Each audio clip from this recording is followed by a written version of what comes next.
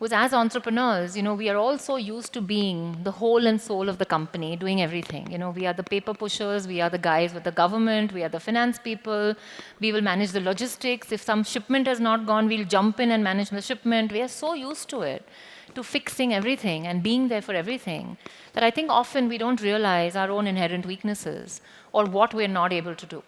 And I think not getting a super quality team very early in my company was probably my biggest mistake to date. Because when you're having more average quality people and you're making all the decisions, that assumes that when you have an average HR head or you have an average marketing head or an average logistics head, that their lack of knowledge will be covered up by your knowledge.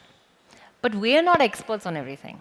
And frankly, today, when I have good CHROs and good CMOs and good CFOs, often I sit with them and I think, damn, I didn't know that at all, right? I really didn't know that. And I'm learning so much that I actually just didn't know.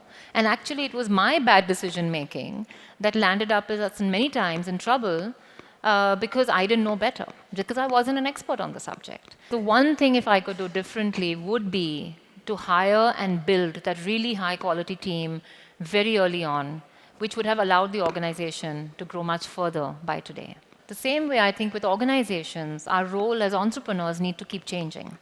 I think when we're small companies, at least for me, when mine was a very small company, 50, 60, 70, 80 people, few centers, I needed to be the heart and soul. I needed to be everything for the organization. I needed to be physically present, emotionally present, mentally present, in every way for everything. That was very, very important for me to have a real pulse of who my child is, what it's going to grow up to be, what the future is going to look.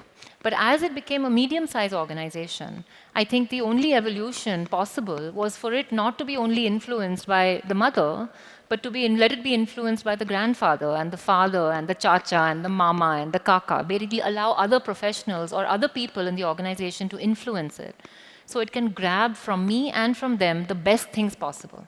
Because otherwise, my kid, my Metropolis, was going to land up being a mirror reflection of me, right? Because it was going to have all my strengths and all my weaknesses. And while, sure, I'm happy it has my strengths, I don't want it to have my weaknesses. I want it to have strengths from other people as well. And I think giving it that space as a medium-sized organization to step back a little bit and allow other people to influence it, even though you may sometimes not necessarily agree, at least to me, was a very crucial part of letting Metropolis evolve to being its own independent being, rather than this being a copycat or a mirror image of me,